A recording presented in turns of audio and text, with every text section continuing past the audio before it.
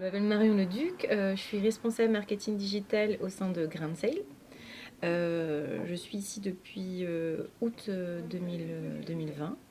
Avant, j'ai travaillé dans l'agroalimentaire au niveau de Carhaix, dans une usine de poudre de l'infantile, toujours en communication.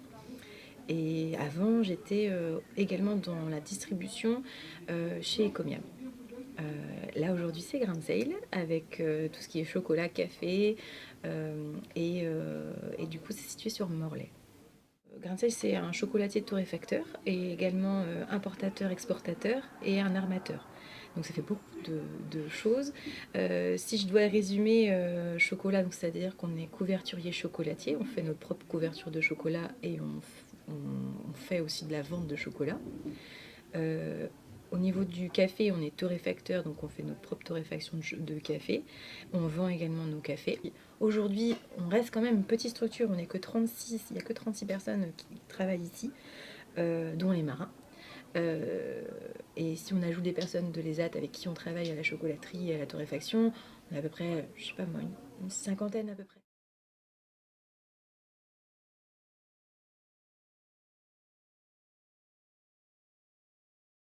Au niveau de notre aspect commercial, on a une équipe de commerciaux qui sont sur secteur 44, 56, 35, 22, 29.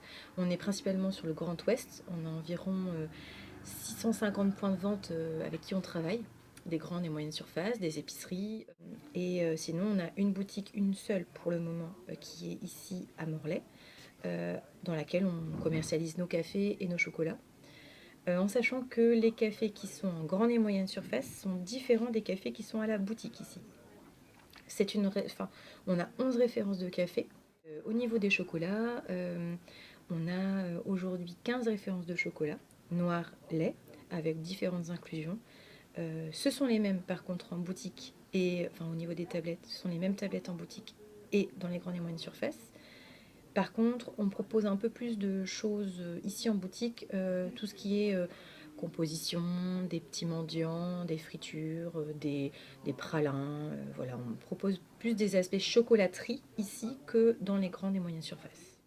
Au niveau de l'import-export, et l'armement maritime, on a actuellement mis en place un voilier cargo qui permettra, a déjà permis de faire une première transat.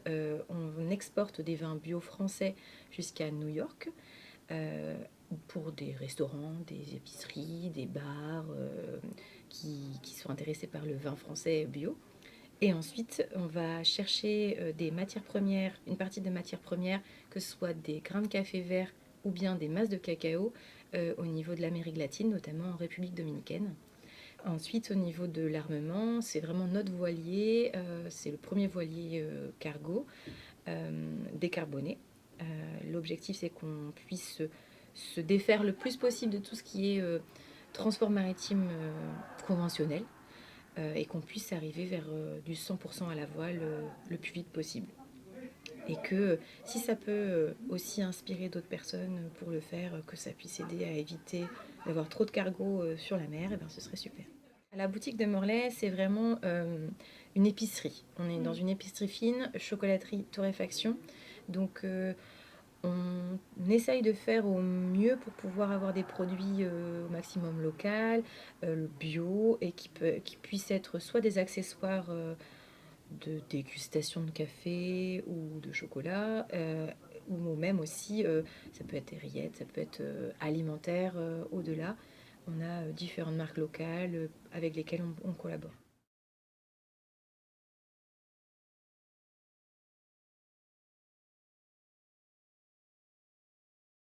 Alors les difficultés, il y en a toujours eu hein, dans tous les systèmes. Il faut savoir que l'entreprise, elle a débuté vers 2010. Enfin, l'idée a débuté vers 2010 avec monsieur Jacques et Olivier Barrault, des frères jumeaux. Et Jacques aujourd'hui est notre directeur. Olivier est actionnaire fondateur. Depuis 2010, en fait, cette idée de faire du transport à la voile décarboné, de marchandises en règle générale, vraiment a germé et ils se sont dit bah, comment on va faire. Qu'est-ce qu'on va faire, qu'est-ce qu'on va mettre dans notre bateau, dans notre voilier. En fait, c'est parti du décarboné pour ensuite se dire quelle marchandise on va faire. Donc, c'était pas de tout repos, il fallait savoir ce qu'on allait y mettre dans ces cales.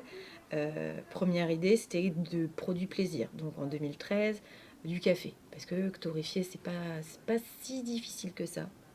Voilà, c'est moins difficile que le chocolat. Pour faire du bon chocolat, c'est pas facile. Il y a beaucoup de contraintes.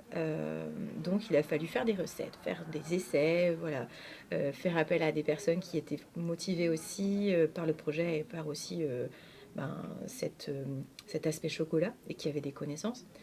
Donc ça a été une difficulté. Et une fois que cette difficulté a été passée, en 2016, le chocolat a vraiment fait exploser, entre guillemets, nos ventes.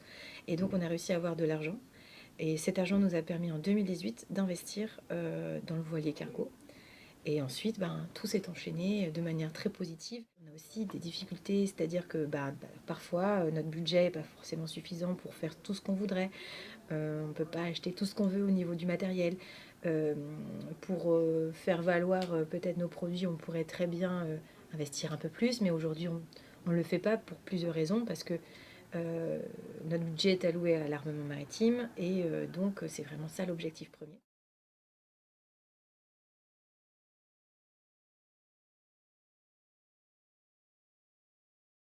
Et au niveau des perspectives, euh, là aujourd'hui, on est vraiment sur la perspective chocolaterie, la nouvelle chocolaterie qui va ouvrir courant d'année. Donc, dit nouvelle chocolaterie, dit plus d'automatisation, dit plus aussi de modernité et plus de productivité. Donc, on va pouvoir élargir encore notre zone de chalandise et élargir aussi notre gamme de chocolat, que ce soit boutique ou que ce soit grande et moyenne surface. Café également au niveau de la torréfaction. Et Grain de sel 2, c'est-à-dire le voilier cargo numéro 2 qui va voir le jour, on espère, en 2023. Et encore une nouvelle chocolaterie, un projet sur Dunkerque qui pourrait voir le jour, qui serait un peu du copier-coller de la chocolaterie actuelle, avec une boutique attenante, pour d'une part avoir un grain de sel 2 éventuellement qui serait rattaché à ce port. Et du coup, éviter d'avoir un transport routier qui soit trop important pour relier de la Bretagne jusqu'à Paris, par exemple. Là, on s'avancerait vraiment vers le nord de la France.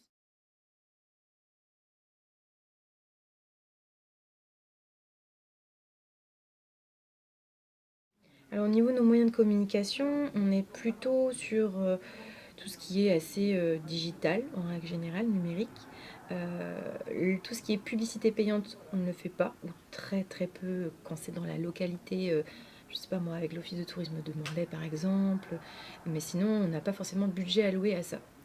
On est vraiment sur un site internet, on a un site internet e-commerce. On a également les réseaux sociaux, on est très actifs sur les réseaux sociaux, en tout cas on essaye de l'être. Facebook, LinkedIn, Instagram, YouTube aussi, et un petit peu Twitter, mais très léger.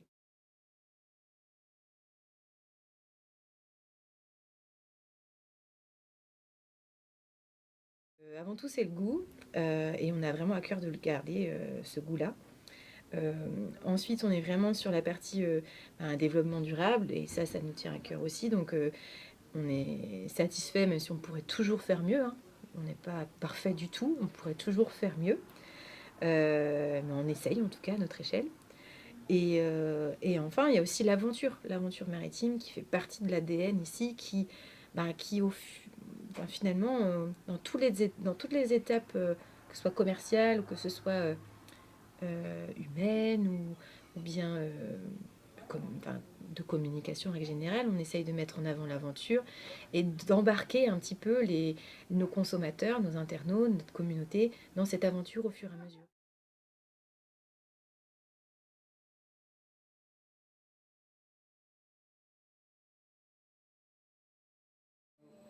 On commence par du grain vert, donc qui est cru, hein, on le trouve en fait c'est le noyau de la cerise, le café. Et ensuite on arrive donc sur le point jaune. Ensuite début de la caramélisation. Et puis jusqu'à la phase de développement en fait, hein, qui se situe à peu près ici. Donc aux environs de 180-190 degrés. jusqu'à l'étape finale où le grain est cuit. Ici, donc on injecte le café vert dans la trémie. Et donc le café va descendre dans un tambour qui chauffe à une température de 200 degrés environ. Et donc ensuite, suivant les cafés, on les sort entre 203 et 208 degrés à peu près. Et ça dépend du profil qu'on aura déterminé en amont. Donc sur de la dégustation toujours, parce qu'on est toujours sur un aspect gustatif du café. Et on ne développera pas les mêmes arômes en fonction des températures et du temps de torréfaction. Voilà. Et ensuite, une fois cuit, le café sort et il est refroidi dans le refroidisseur. Il est brassé et de l'air en fait est aspiré à travers les grains pour les refroidir le plus rapidement possible. Et ensuite, une fois qu'il arrive donc sous les 30 degrés, il passe dans ce qu'on appelle un épierreur qui va servir à filtrer tous les corps étrangers en fait. Voilà. Puis ensuite, il est mis en fût et conditionné pour être vendu.